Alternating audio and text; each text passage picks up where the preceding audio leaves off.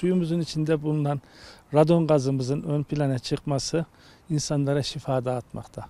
Onun için bize gelen, sedyeyle gelen insanlarımız yürüyerek gitmekte, koşarak gitmekte ve bunlar da bize büyük mutluluk vermekte.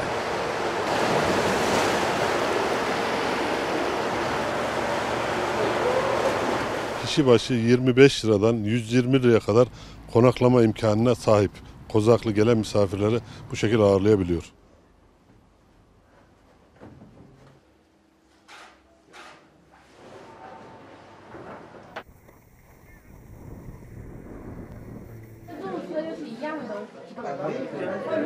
Üç K'yı bir araya getirebiliyoruz. Kayak, Kapadokya, Kozaklı.